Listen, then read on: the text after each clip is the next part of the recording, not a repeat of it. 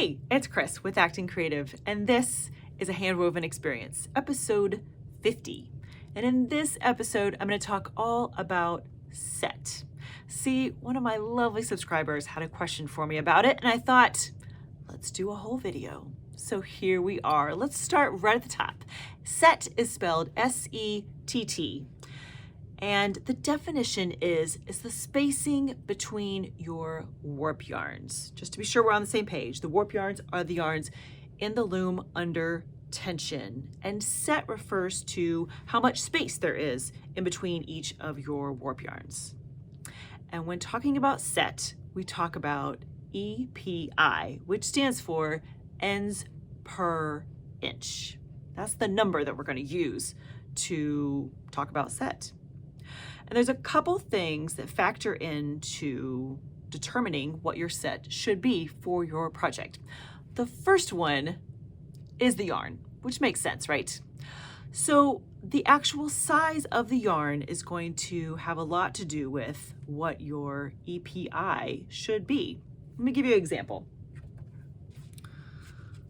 See this nice chunky wool here? This physically, okay, so look at this fun. This is like the world's oldest, cutest ruler ever. This belongs to my mom. Thanks, Mom. But this wool here takes up about 1/8 of an inch, okay? Versus this lovely, this is a mercerized cotton. This mercerized cotton takes up, let's see, ooh, like 1/16 of an inch, maybe. So imagine if in both instances you put your EPI at 8 ends per inch. Well, the wool is going to fill up an entire inch, right? Shoulder to shoulder. That mercerized cotton will be a lot of space in between. So the size of the yarn is going to make a big difference. Even if it's the same fiber, even if you're comparing cotton to cotton, a 3/2 cotton is going to be a much bigger yarn than a 22 cotton. Does that make sense? The other thing that factors into this is your pattern. And I've got a nice little visual for us. So just to back up, I love a cotton for my warp especially.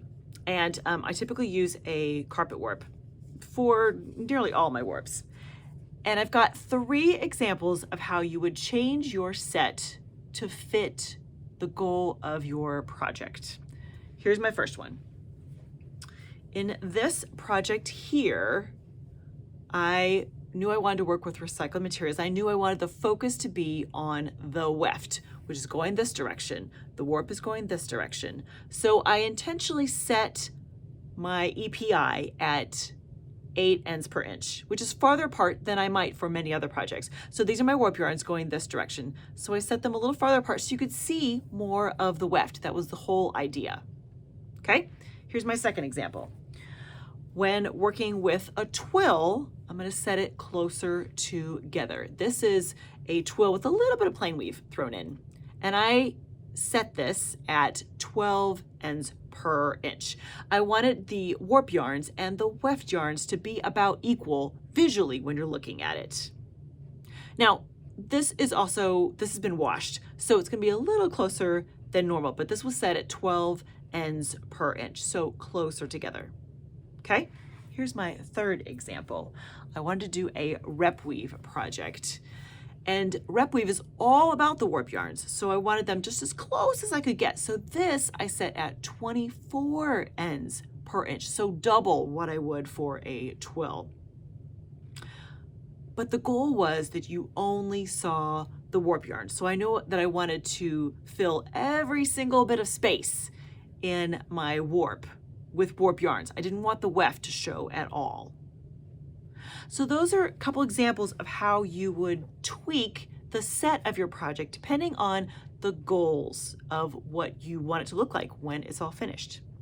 Now, when you go to buy yarn, the manufacturers will give you a recommendation, which is lovely. They give you a range in which to work with, a place to start.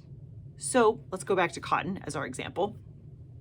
The range might be 8 to 16, let's say.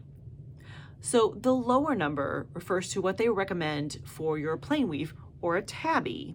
And the higher number refers to what they recommend for a twill. Your twill you want to be just a little bit closer together than a plain weave or a tabby.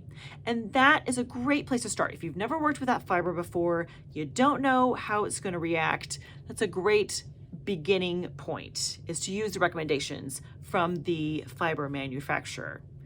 But after that, make your own decisions. Tweak it depending on what your goals are for the project. But it's a good place to start. It's nice they give you that information to start off with. So that is a quick overview of SETT. Hopefully it gives you a lot to think about and gets you armed with a little more information to make good decisions when planning your next weaving project.